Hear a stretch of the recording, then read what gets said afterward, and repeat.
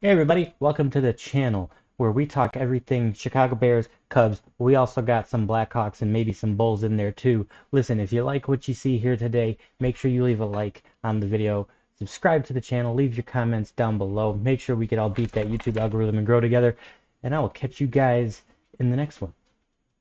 Do you think that the Bears brass finally does it right and they at least get him the offensive line help that he needs? Well, they better, otherwise Ryan Poles will be fired next year. Well, yeah, no, I mean obviously, That's his but only job this year is to get offensive line help and defensive line help. So I would sure hope so, for like sure. what positions do you think matter the most on the offensive line to address? Because I know that you have notes on that. The entire offensive line other than Darnell Wright. 'Cause, Tevin, yeah, I wouldn't mind bringing Tevin back, but he's he can't. fragile. You got to bubble wrap him. But if I when was he's gonna on the field, he's top five at his position. But if he takes a team friendly deal, bring him back and see what happens. But make sure you have the proper depth. well, I mean that would Because be that. this year they were so thin, they had no depth, and there was teams. I mean, look at Detroit. I mean, there's no excuses in Detroit. Their whole starting defense is on injured reserve, and they are a number one seed and gonna hopefully win a Super Bowl for themselves. Well, But that ties into how bad the coaching when was. you say depth, I ironically think that this is a problem in all of Chicago sports right now. Like this is also a problem with the Cubs, the Blackhawks, the White Sox. When someone goes down with an injury, they just don't have even though they have the next man up mentality, they don't really have the next man They up don't that have can the play. guy. Yeah, that's just it. They don't have the guy. And what really blew my It's never mind gonna change. what I hope really it does, but what really blew my mind is Darnell Wright ranked in the top 5 at his position on the PFF grading. Because like by the eye test, he did not look like a top 5 at his position, but according to PFF, he's in the top 5 in every single category for his yeah. position. It's run blocking, it's pass blocking, it's everything. I was like, whoa, I did not see that coming. Yeah, he played well. I mean, he didn't play great, but he was top five in his position, top eight or whatever it was, may have been. But yeah, I mean, he certainly played phenomenal in my eyes, and he didn't get many penalties. But other than him, your entire offensive line better be different. And other than, I mean, yeah, there's a few guys in free agency you can look at, but a lot of those guys are going to be up there in age. So I'd prefer you just send your whole draft and build the line and get a couple interior D linemen and go from there. So do you think it's worth getting anybody in free agency, even if it's on like a 1 or 2 year deal to kind of help, rookies develop on that offensive line? Yeah, and for depth, especially if they'll take a decent deal. But a lot of those guys are going to want to go to a team that they can win now. But if you could get them at a good deal, for sure. Because I mean, we could talk about this more in the coaching section too, but I think like the best way that I could really describe this is kind of the DeAndre Swift, Roshan Johnson situation. Like I thought Roshan Johnson would get used a lot more than the way that he did like this entire season. He basically got used on 4th and 1 and then like first and goal to go at the 1 yard line. Pretty much like you never saw him in there on a first down on a 1st and 10. Like that he was non-existent it seemed like. And same with who's that third string? Travis Homer? Is that who's the third string running back? Yeah, I don't even know who's our third string at this point, to be honest. I think so. But yeah, I mean, from top to bottom, I mean, just the coaching decisions on how to use certain personnel, like Cole Kmet getting like no targets this year at all. Like last year, he was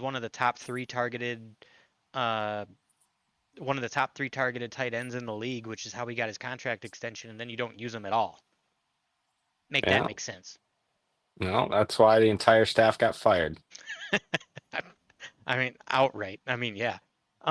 I mean, Before we get into, do you want to talk about who you are looking at, like in draft and free agency? Do you have that list? I have a few guys from the draft wise. From it mainly, I hope you take Will Campbell with your top 10 pick from LSU. He's a tackle, but he could play anywhere. He could play guard. He could play any tackle position. He's a freak, probably the best lineman in the draft. Um, Guy's still playing right now at Ohio State. He'll be playing for national championship. Josh Simmons. He's also a tackle, but he could play really anywhere, but played majority of tackle in college.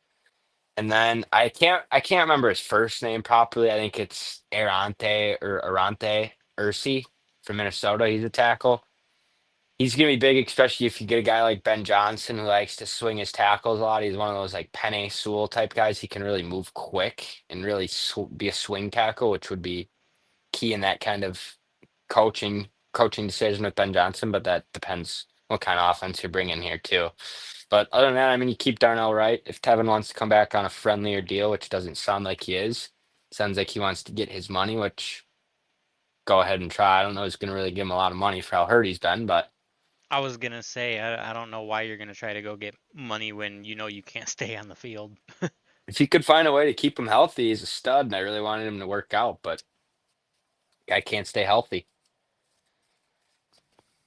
And then the other thing I wanted to touch on was Ryan Poles knew apparently that there was a big issue with how the offense was working in uh not the preseason but training camp.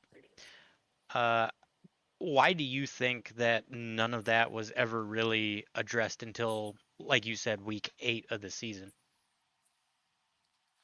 I mean, it's hard to tell, but I mean, I also think Poles still has to, get true permission from a lot of top brass. So I think he was trying to get through a lot of loopholes. It sounded like he wanted to get rid of the coaching staff earlier on, and they said no, but that's also just a rumor, so don't really know.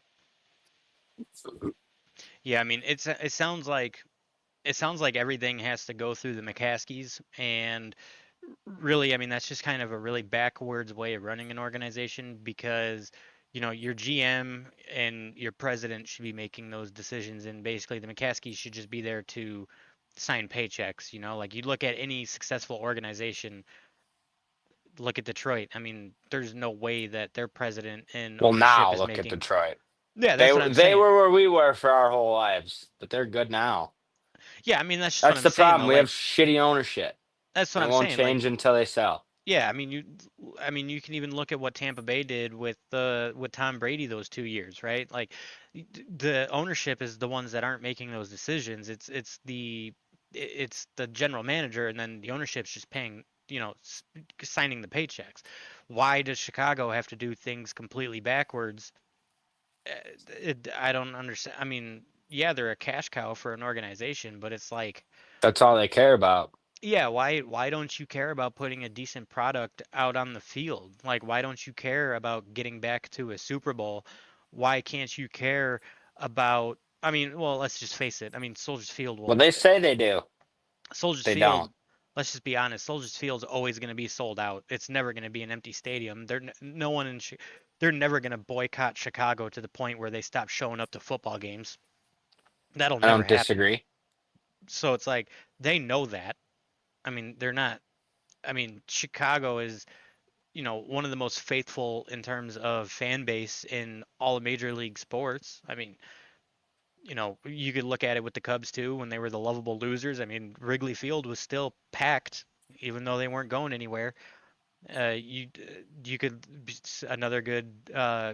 another good example, Green Bay. They're always sold out too, but they also put a good product out on the field. Yeah, Um, they actually win games. We don't. yeah, and I mean that's just the difference between like a bottom of the barrel franchise and like a true poverty franchise. Because like poverty would be like Tennessee. They put a shit product out on the field and their stadium is empty. So like they don't have, like we have such a loyal fan base. It sucks that we have to sit here and watch ownership do things completely backwards. And we're sitting here like you literally need like two more things. The answer is right in front of your face. What are you doing? Yeah, they never learn, man. So I don't have that much faith, even when we sit here and talk about it, but I mean, can only help. when we were 4-2, the entire league thought the entire NFC North was going to be in the playoffs. Like, and then Yeah.